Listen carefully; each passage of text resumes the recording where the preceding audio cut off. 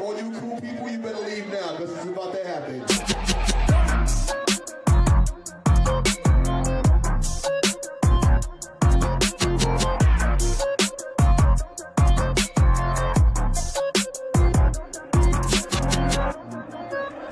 Friday night and I'm riding solo. When I touch down, keep it on the low low.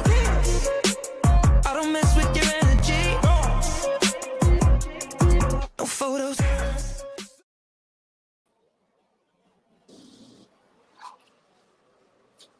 What's going on, guys? What's up? Not much. So let's get right to it. Well, this is the financial hour with Bowling Jamz and Robbie V. You know, this is the inaugural show. You know, I'm surprised there's magic coast to coast here. You know, all the way from Boston to California. I mean, I heard in Warsaw, Poland, that they're cracking bottles of Dom Perignon for this. So let's go. Where Bowling Jamz go? He just dropped out. He'll probably be back. All right, just making sure here.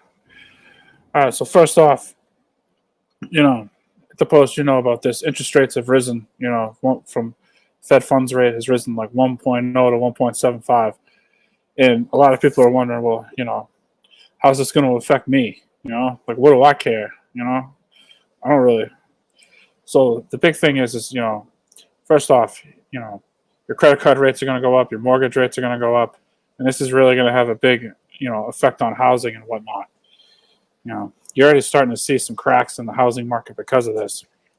Hold up, Robbie V. Once can I?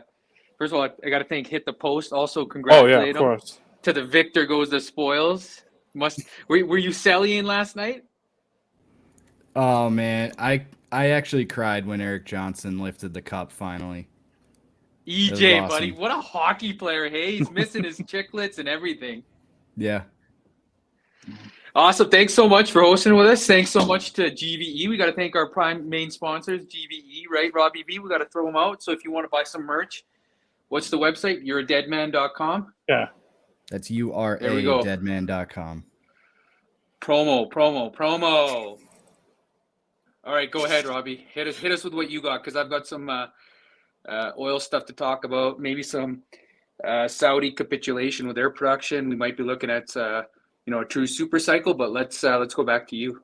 Well, the first off is like a lot of people were talking housing today because what came across there were two reports really I think are important here that came across the wire.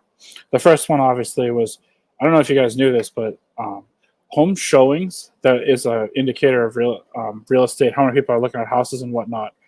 They're actually down across the board in the last month everywhere in the south, northeast, west, and whatnot. And believe it or not, the Pacific Northwest is actually down 55% ever since the higher interest rates came in.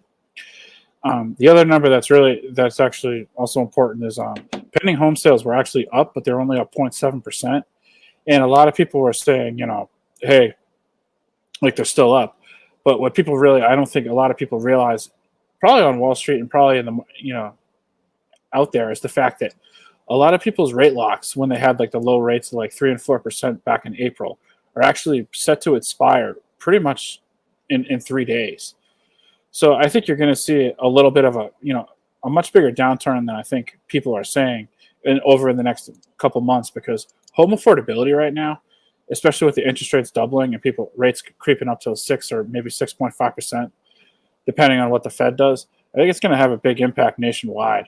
And I think the markets that I think the markets that you're going to see have the biggest impact are probably where the last markets to get, you know, rise up from everything. It's going to be interesting. I mean, I will say that, you know, and, you know. So Robbie, quick question for you. You know, sure. For a lot of people that may not understand it, but like, you know, 2% to 5% or 3% to 6% on like 350K, 400K, like that's not small potatoes, like for a mortgage, like. No, it's not. So this is the best example that I can possibly give is I think I looked at my mortgage statement very early, and on one I actually had 2 mortgages. There was a state program, but that's another story for another time. You know, we don't have 3 hours here. But I have one mortgage right now that has an interest rate of 3% because I got it like 10 years ago. So I'm only, and this is after 10 years of paying interest. I'm only paying like 325, 350 in interest. I actually did some guerrilla math on the train when I came home.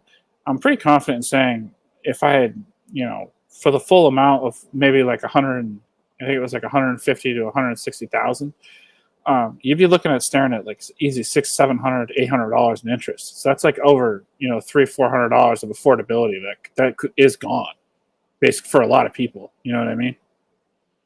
And that's and how much does that affect like the amount going towards your principal versus your actual interest? Like, does it push out that? Yeah. Oh yeah.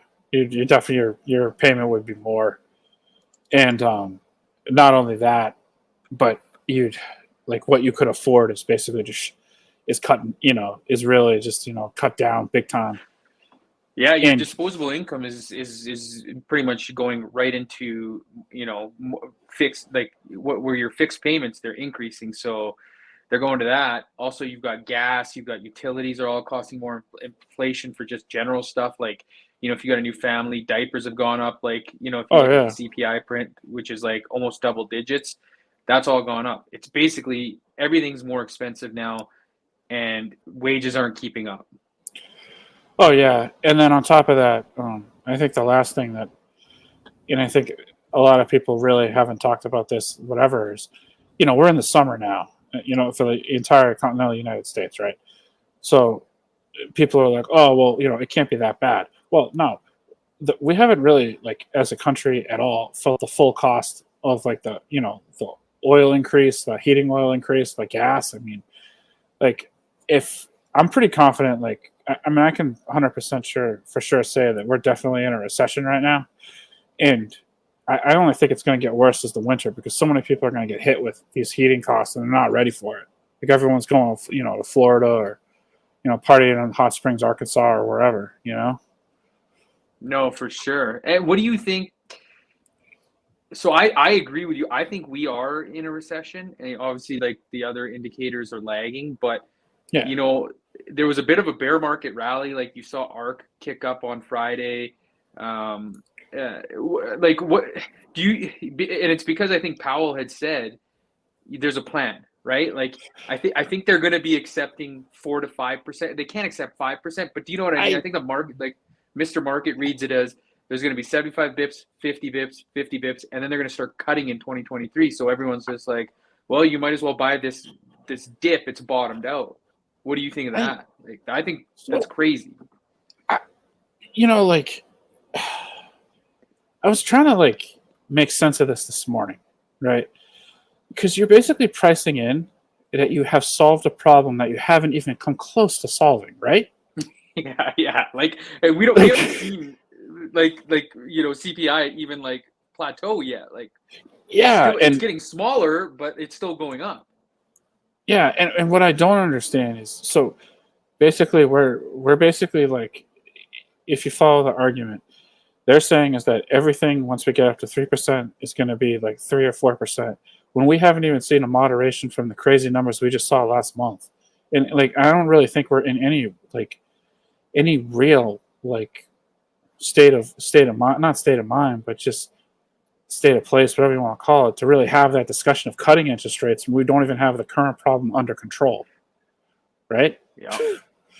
No, and I think the market is being overly optimistic, and they're just going on the fact that Powell has a plan or a supposed plan in place, right? Like there's going to be no emergency hikes coming up. Like that's what it's all assuming, is what I got from that bear market rally on Friday going into the weekend. I know, but I mean, my counter argument to a lot of the people who bought on Friday is like, do we really know that there's no plan? We have a plan, but do we really know that this is the peak? Because there's a lot of no. There's a lot of good reasons to say it's not. So that's why, I look at, I think the West, like North America, is in a recession. The U.S. is in a recession. I think you're going to see that next month kind of come out, especially. My thought is you're going to start seeing the United States, parts of the United States and Canada have been under lockdown. Like 2 years pretty much gone, right? Like if you think about the pandemic. I think people will spend, they'll load up on credit, they'll max out this, they'll max out that. And then when school starts, you know what I mean? Kids are going to school, September hits, and those bills come in. I think there's going to be a big halt on spending. I think there's got to be. Like, I think there's going to be some big issues. And one thing to watch, especially down there, is maybe something we can update as the weeks go on with the show, is unemployment applications, insurance applications. I think they're at two. I think they're at like two. I want to say 240, 250, or 240 to 260. It's not the most accurate representation, but I think those start becoming almost like a very early, like leading indicator, right? Like, like maybe not so early, but it's almost like when you go off a cliff, those are the ones that kind of that's the sign you see before you jump off that cliff. Oh, absolutely. Like, I know for a fact that I know Wells Fargo, who's the other one, JP Morgan, and another company all had layoffs in their mortgage departments, their housing departments, or they're getting transferred. It's crazy. Like, I've never, I mean, and it's not just like little cuts of like 100 people. It's a lot of people. Are you seeing mortgage, like, I've been hearing about branches, the mortgage branch of certain banks being laid off, like workers in that sector being laid off? Oh, yeah. I read somewhere that there wasn't, I guess, like the biggest pipeline at some bank or something was like 5 mortgages, which is unheard of. Which is just crazy. I mean, it's just crazy. If that's actually true. I mean. But you guys in the States, you know, it's since the great financial crash in 2008, there's been a lot more, I guess, regulation, you know, relatively speaking, on the housing market. In Canada, our housing market makes up almost, 18-20% of our GDP. You know, it's backed by, insurance. So if you can't meet 20% of the house cost with the upfront cash, you got to pay into an insurance program, right? Just to make sure that if you do default, you're kind of covered.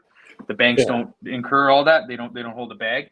But if you look 2020 on, there was a big push into the housing market. Housing prices were going up, in Vancouver and Montreal, and Toronto primarily.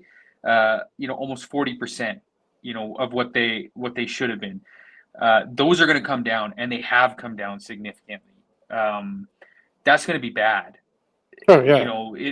We're looking at almost like what happened in Phoenix and Florida in 2008. But again, it'll be muted, and it's kind of backstopped a little bit by that Canadian homeowners contingency, the insurance, the CMHC program. But still, banks have, financials and banks have performed really well because of this. And I can't see Trudeau and the Liberals really hurting their golden goose. So I don't know if Tiff Macklin will, because they have to, right? Like they've really pushed to pivot away from energy. Yeah. And they still won't, even acquiesce that solution, even though it's a big part of their GDP. They put in this. There's a clear housing crisis because there's a shortage of homes, of affordable homes. They're bringing in, 400,000 immigrants a year. There's still that goal. And so there's an impasse. Canada has been labeled one of the easiest places and the best places to launder money for foreign investors. Not to sound xenophobic or anything, but China does a lot of that. We see $1 million homes in North Vancouver and $1 million condos in Toronto, just sitting empty, and they say they're full. It's just easy way to plow money in. So the government in 2021 tried to say, okay, well, if you're a foreign, if you don't have a visa or anything like that, you can't buy in. But your son, who's here on a student visa, which is easy to get, can own a house. So you're really not stemming that flow of income and the ability to buy a house, right? Like, it's just wild. So we're not fixing any problems, and we're just seeming to exacerbate. So I don't know how it's going to go down. I just don't. I think North America, being primarily U.S. and Canada, are going to have to. The goal is no longer 2% inflation. I think it's going to be 3.5%, 4%. That's the target. Any soft landing that he's talking about, has to be that. That's the new normal, right? I know. Like, think about it as the salary cap. Hit the Post can probably understand this. They have to hold the salary cap flat at 81.6, 82 million, because they have to make up that cash. I think they're just going to have to. All that money that went out, all the stimmies that went out from Canada in the form of CERB and the bailouts that you guys did, I think, $1 trillion or something like that, $1,400 that everyone got. Yeah. We have to pay that back, and in order to do that, you have to accept higher inflation, or else you're going to have, almost like a depression, hybrid energy crisis mix. I don't know how you're going to fix it. No, I know. Well, that's the whole thing. With, speaking of crisis, I mean, what's going to happen to, it's more Europe for but what's going to happen to Europe in the winter? How they're going to be burning their furniture. The Dutch are going to be, all those weird designs that they do, all their furniture. they're going to be breaking that down and chopping it up and burning it, because they got nothing. And I was there this in April, and talking to the youth. I took my wife. I fuck up a lot, so I gotta pay for it and take my wife on these nice little boat tours and stuff. And I was talking to one of the kids, and he's like, good kid, and he was like, we can't wait till we ban all diesel boats on the canals. They're just loud. We're really happy about this.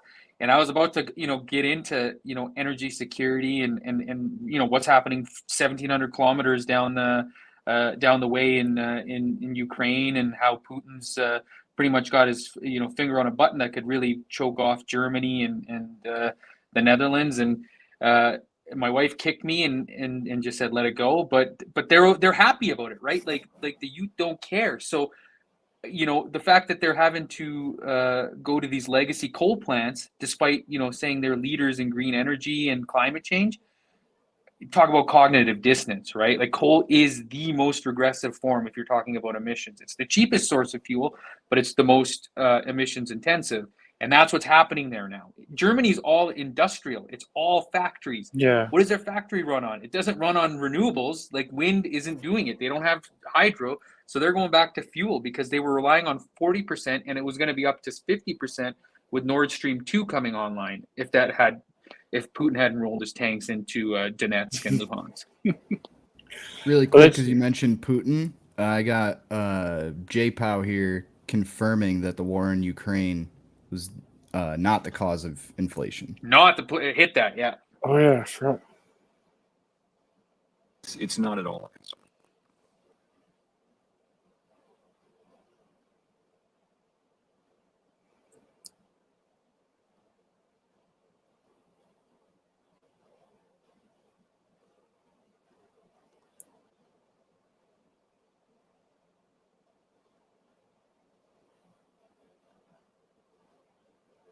Is the sound on, or is it my computer? Can you not hear it? No, I can't no, we hear can't it. hear it. No. No.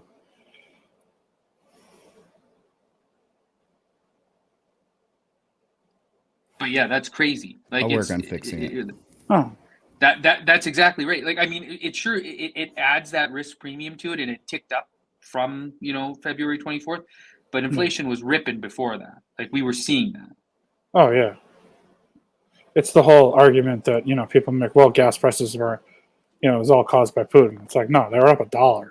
Like, before, I think it was $1 before Russia even rolled into Ukraine. Like this was happening. The supply, the supply and demand fundamentals were skewed for way before that. You know what I mean? Yeah. I agree. Like, we export so much gas. The United States exports so much gas to Europe. That is what what would have been affected, more or less. Like, Europe is being directly affected by gas prices. Gas prices were going up here, like you said.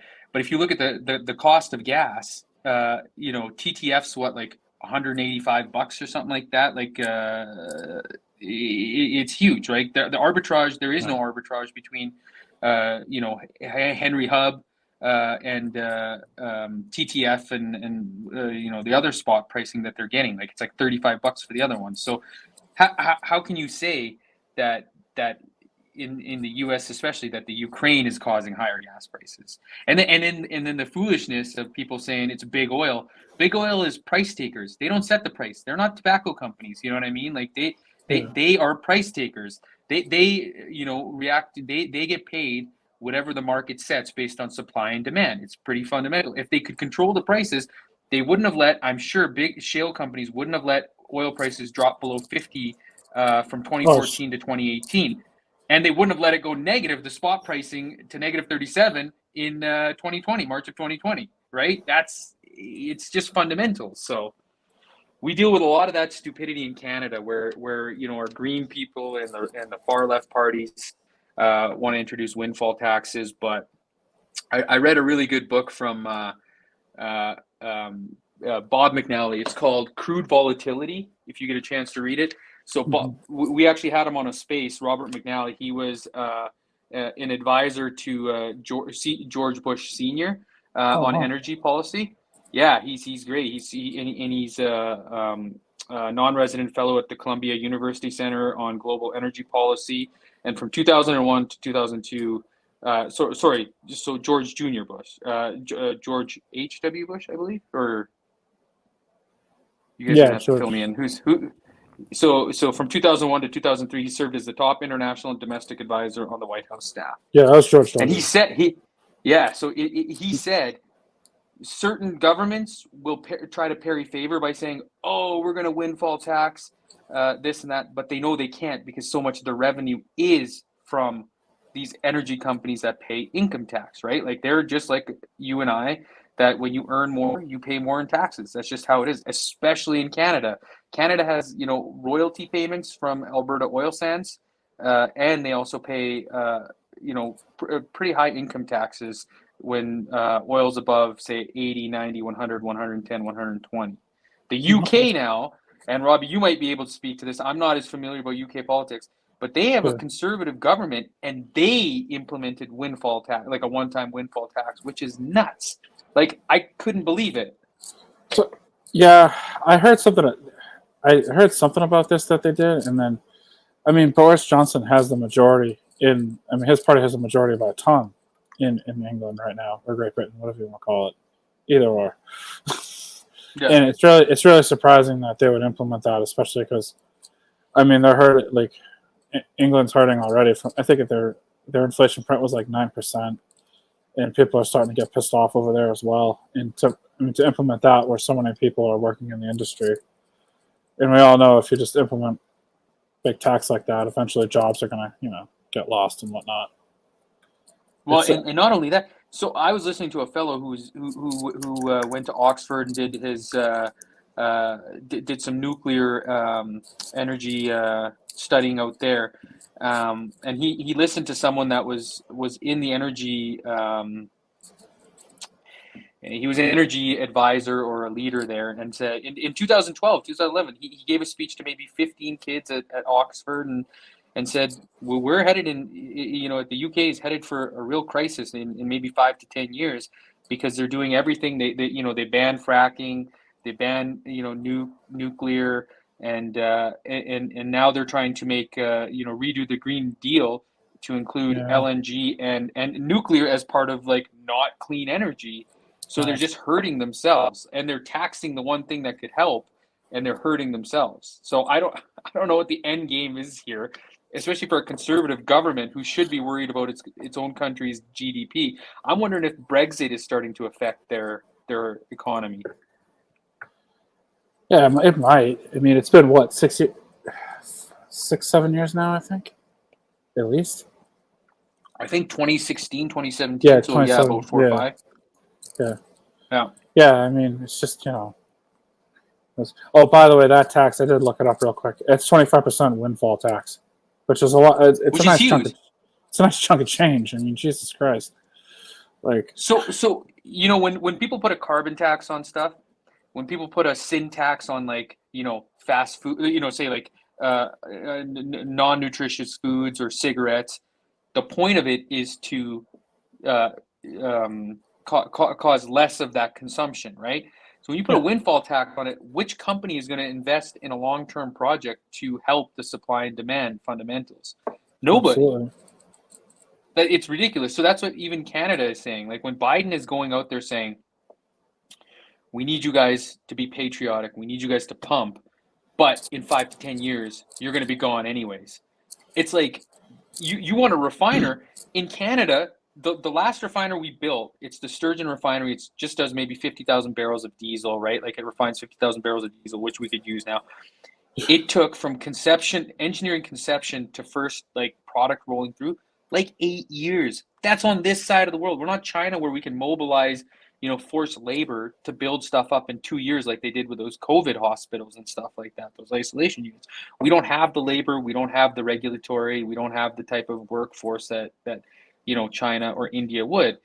We can, if you want a refiner, it's going to take 5 years. And also you've got to deal with the EPA too, right? The EPA and the NIMBY is out of control. Nobody wants a nuclear power plant in their backyard. Nobody wants a refiner on the coast. So what are you going to do?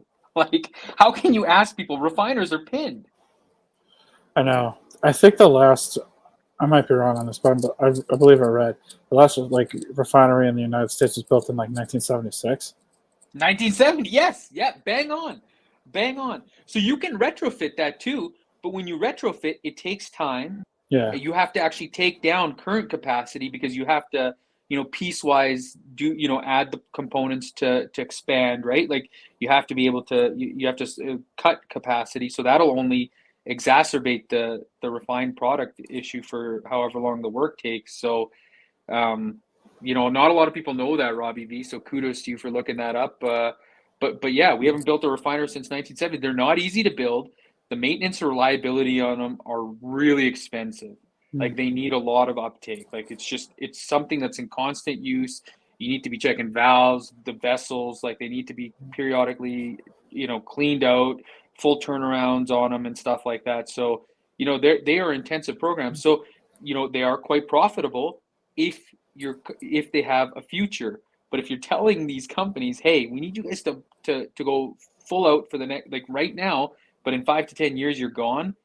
It's crazy. Like Granholm is talking out of both sides of her mouth, and she laughs when she does it. Yeah, I saw that. Right? Like how do they not realize what the fuck they're saying? Like it makes no sense to me. That was on someone at the office put that on the other day. Someone was bitching about $5. They were like, "Hey, here's the energy secretary," being very sympathetic. It's just like, whoops. And then they're at the G7, right? And Macron saying we need to look at all options. We need to look at Venezuela and Iran. Okay, so you're looking at so ESG toss out the social and governance, right? Oh, what's up, John? Hey, what's up, John? GBE for life. John, thank you so much. GBE Prime, they're our primary sponsor. YourADeadman.com. Buy your merch. We appreciate you guys. Much love. Tell Jay he's a fucking idiot. I would love to get Jay on here to talk about stocks to see if he knew what a bond was or something like that. Thanks, Bud. Nice. Yeah. Thanks, Sneaks. Oh fuck, Sneaks' 2 brain cells are working in overtime right now, just trying to figure out what's going on. So here's it. I was going to ask you this the other day. Do you really think rolling blackouts are going to hit Canada and the United States? Because there has been chatter about it in the summer. That's what people, Don't they hit that in California? Like they're already, it's when they hit the Midwest is when I think people really like that. That's when you start hearing the real pain. Because the Midwest isn't as dense, right? Like California already sees, every now and then, right? Yeah. When the grid, loads up for sure. Even here in Alberta, we see it, right? We're not very densely populated. Like, we have about 5 million people, 5 to 7 million people. But when we see it, we feel it in the summer, in the dead of summer when it hits 40 degrees Celsius. Put it into Pornhub. Sneaks, Pornhub. Porn's always spiking. Or put it There's into a joke on. Go Go ahead. Go ahead, hit the post. Oh, there's a joke on Reddit about how everybody who works at the SEC, all they do is browse Pornhub all day. Well, it wouldn't That's- surprise me. Yeah, And same. they just let fucking Pelosi make her deals and probably get a cut of that. She's always how come she always knows what to do, when to sell and when to buy? Like, it makes no sense. Yeah, no, there's no insider trading there. You know. It's crazy. So, and the other big thing is, so OPEC was created basically to control the price, to help with the price swings, right? Yeah. There's news coming out of there, and there's two schools of thoughts, and there's some very intellectual people on both sides of the debate saying Saudi, UAE says they're tapped, and Saudi is tapped as well. Like, they have nothing more to give other than 150,000 more barrels per day. Well, the supply and demand deficit is like 2.5 million barrels per day right now. Jesus. That's what it's at right now. So 150,000 barrels per day, like, if that's all you can go up, like, that's fuck all in the bucket, right? So even when they talk about demand destruction from a recession, you need 2 million barrels to come offline just to be balanced. So, you know what I mean? I don't know what that price is, but the WTI will not drop to like below $50 in my opinion. So demand destruction is whatever it is. Timothy, it's fucking education for your mind, buddy. Just really quick on the millions of barrels. That's kind of like when Biden said he was going to release some from the reserve, and it's like, buddy, that's going to cover us for 3 days. Exactly. It's already, you guys' strategic petroleum reserve is the lowest it's been since 1986. Yeah, that's not good, because to buy, honestly, because to bring it back on, I'm pretty sure, and I don't know this for a fact, so don't roast me, but I'm pretty sure when that was filled, that what they buy for like $70-$80 a barrel, and now what they're going to pay at least 110, probably 120, 130 to refill it. Like, what sense? Biden economics, right? Well, no, but I'm just. Economics. It's wild. I'm just saying, you're going to be paying a lot. You're going to be paying a ton of money, and it's not even. And correct me if I'm wrong, Jamz, but it's not even that good a quality crude, is it? I didn't think it was. It's heavy, but it's been sitting there, right? So it needs to go to a heavy refinery. So yeah, it's heavy, but it's sour. It's definitely not like easy to crack and refine. So it's not like light sweet or anything like that, but it's good for making diesel and jet fuel, obviously. I'm an accountant. Is Sneaks asking for our credentials? Can that guy even fucking count to 10?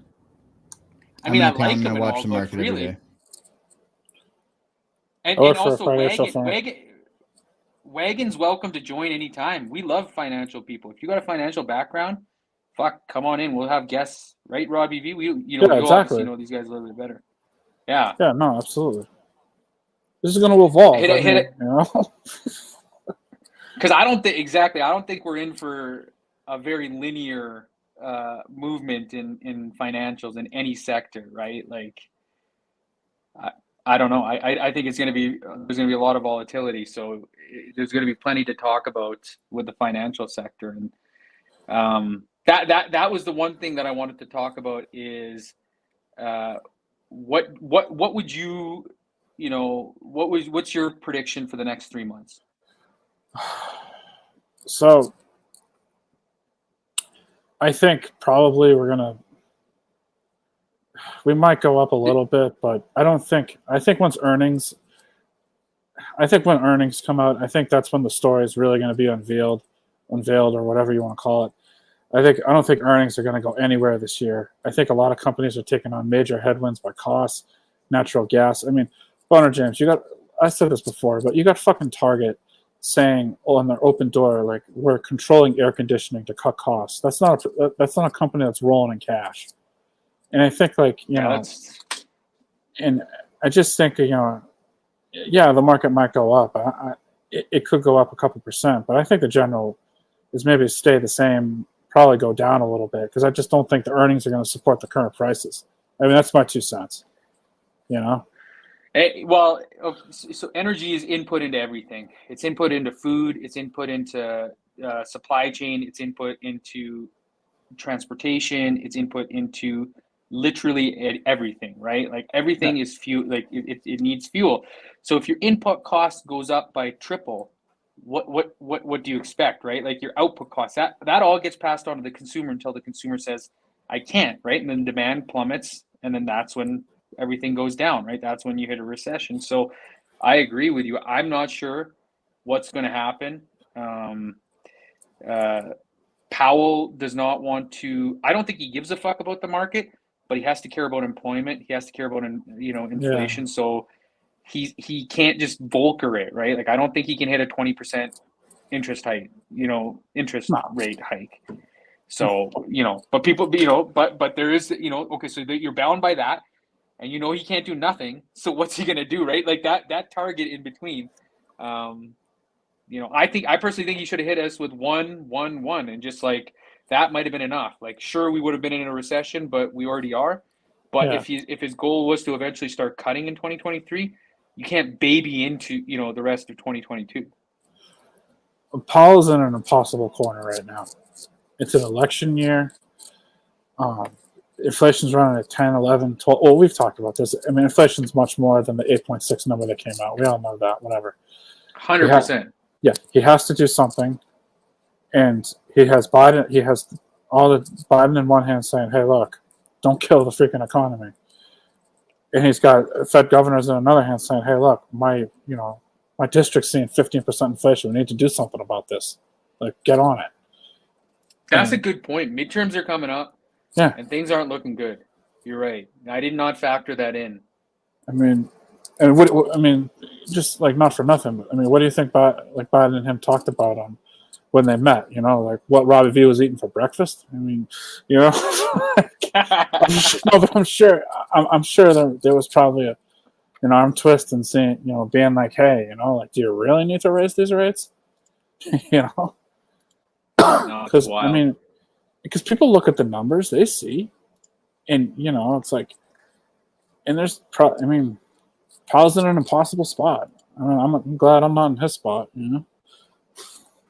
No, I agree. He was way behind the curve, and now it shows, right? So now we're in this position. Same with Tiff Macklin at the Bank of Canada. We're in the same shit show, and Europe can't. Look what Japan has said. Japan and China essentially have said, we're not raising. We're going to let our currency devalue. We can't raise. We can't. We got to accept it, right? So what does that happen to, what are European central banks doing? We can talk about that next week and add a little bit more color to that. But the US dollar has never looked stronger. And when it's the reserve currency and every other country is getting hammered, there is a risk of global recession. 2008 was primarily an American recession that had cascading effects into the rest of the world. Sneaks is right. Ruble's killing it. If you can find a way to get rubles, I would have loved to. And that just shows how total capitulation of sanctions. Sanctions haven't meant shit. And speaking of the ruble, today, if you're tuning in on a delay, maybe watching the recording, today's June 27th, Monday. Yesterday, Russia defaulted on, I think the figure was $100 billion. First time ever. Yeah. Because they wanted to pay it in rubles and we wouldn't accept it. So they went into, I think it was like a 30-day period before it was default, and now it is. Yeah, which is crazy. That's the first time ever. Russia. Biden did make Russia richer. Germany made Russia richer, Sneaks, to be honest, and the rest of the G7 acquiesced it. The one energy minister or whatever or the energy policymaker for Germany under Merkel, he was on the Gazprom board. He is or was just up until recently on the Gazprom board, which is a Russian gas company, the primary one. So it's crazy to think when Trump was telling them, you're literally putting all your heating and industrial sector under Putin's control. They laughed at him. There's a couple clips of those, and maybe we can play them next week. But he said it, and the problem is he's not the best orator all the time, but everything he said has kind of come true. It's what do you expect? So Something else I hope to Thanks. grab for next time. Gary Gensler was on CNBC with Kramer today. Unfortunately, didn't have a chance to pull that. Oh God. Yeah, we'll have to pull those. Kramer, if you follow anyone after this show, please follow Robbie. Hit the post. You're a beauty. Thanks so much for producing our first episode. Follow Inverse Kramer ETF. Funniest fucking account. It basically shows how literally everything Kramer touches tanks, or vice versa. Everything that he says to stay away from goes spikes. So Bear Stearns, baby. Bear Stearns, like, can you believe? Like it never fails. And High Blind Mike, you know what? Electric cars, they're made out of hydrocarbon parts, the plastics, and all the batteries, the cobalt and lithium are processed with natural gas, and they're powered with natural gas. Well, primarily coal, but they should be with natural gas. So if we get more electric cars, we need more oil and gas to make them. The transition can't be done without. They can't decouple them. That's what we're trying to tell people. So next week I should have some Timothy. I don't disagree with you. Super fruity. Next week I'll have some oil and gas earnings reports. These are going to be some of the most massive. I'll pull some from the States and Canada. I'm primarily Canadian because we also rip it because you guys buy our barrels in American, so we get that FX. So a lot of our barrels are being bought at like $125 plus, $130 plus. So I'll have some of those earnings reports just to kind of show, a few oil ones, a few gas ones that have been ripping it. No sneaks. Electric trucks, they're brutal, especially when you need trucks in like the Midwest where it's cold. Battery life significantly suffers because of that. And they don't have the torque, right? They don't have a lot of torque. It uses up a lot of battery life. Where are you going to put a charging station out, in say Kansas or Nebraska? There's a lot of issues. The grid build out isn't there. They tried that in Alberta. I'm just using it anecdotally, but I'd say rural Alberta, the farming areas of Alberta are pretty similar to the Midwest of the United States. Maybe not as cold, but certainly similar logistics and grid build out issues. Solar power. Okay, well, where's the battery to store? Like that's what people don't understand. You need build out. You need the infrastructure to store. Yeah, and you need a battery or a group of batteries big enough to be able to store enough for when there isn't sun, when there isn't enough solar. So solar works, if you're along the sun belt and you're seeing sun for a long time. But it doesn't work in a lot of areas. And Germany's another, and the Netherlands are a prime example of that. So that's all I got for today, Robbie. What you got? Anything else you want to close out with? I think the one thing that, when people talk about just one point before we go, the last thing point I would make, when people talk about the sanctions and how Europe isn't importing Russian gas, just to kind of let everyone know. I mean, they're buying their gas from India, who's importing in oil, who's importing their oil and gas from Russia. So that the optics of that, I know they look good.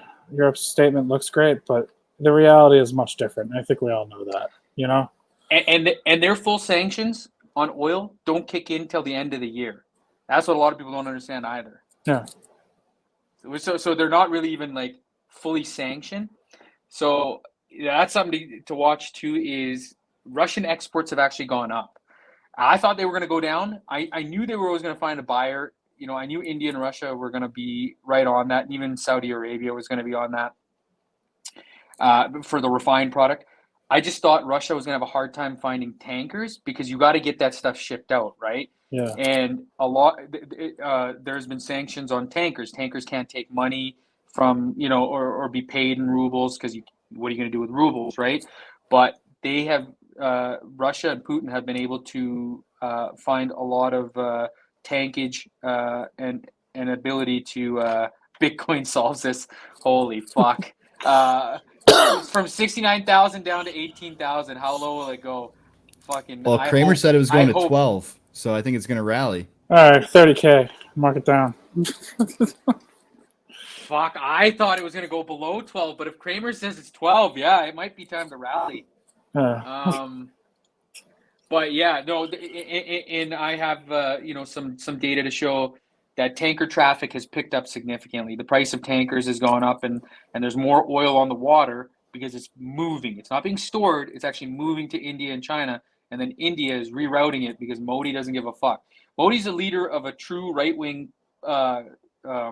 government in India, and he's building up. Right, he needs the heavy oil for asphalt. He's building roads. He's building airports. He's building like 5 to 10 airports in the next 5 years. He wants his GDP to go up. China's buying that oil on the cheap to fill up their strategic petroleum reserve. Like they've been buying cheap oil from Iran, and now they're going to Russia. Like they do it right because they do not give a fuck about ESG. Not a fucking thing. It's one door lock, and I don't use the chain either. Fuck off. From 6 door locks. Who is the squid? I like it. I like it. Come teach us. We will celebrate the cast cards like we. I'm not so sure I agree with that, but yeah. These are fire comments. Actually, they're fire comments. Yeah. I would stay away from crypto right now. Into crypto. We just saw that rug pull with Tether. Way too dangerous. I would buy ketamine over crypto right now, Sneaks. That's what I do. Yeah. Let's see. All right. It's gonna be an interesting ride, boys. Sounds good. Thanks for joining for the first episode. Hit the post. How drunk have you been on a scale of 0 to drunk? I was up until like 4 o'clock in the morning. Was it bumping out near Ball Arena, or where do you guys go to party? I don't live in Denver. I live in Syracuse. It was quiet here. So it's quiet there, but you were still celebrating. How come you like the Avalanche? We went over this on Hit the Rice Bucket tonight. Just a huge fan of that one team. And yeah, as an 11-year-old, I was a bandwagon fan. That was when Bork was traded at the deadline, right? Oh, fuck, Sneaks. Yeah, okay, never. I don't want to rehash that up there. So, all right, sounds good. Okay, actually, a quick question for you at the post. Who stays, who goes? Kemper, Nikushkin, or whatever his name is, or Nichushkin's gone. Right? Nichushkin's gone. You think he's Kadri's gone? Probably gone. And then what are they going to do for goalie, right? Like they want to try to run it back, obviously, but Kemper was. I like Kemper. Frank Hughes is also awesome. Yeah, but is he a true 1A, 1B? Francouz, yeah. Is he a true 1A, 1B, though? You think he could take over if Kemper went for somewhere else for big money? I think he could take over. I don't know who they'd get to back him up. Avs are one and done. I don't know. Oh, fuck off, Sneaks. Okay. All right, boys. Till next week. All right, till next week, guys. Cheers. What do you think we do on this show? The police had to put my phone down.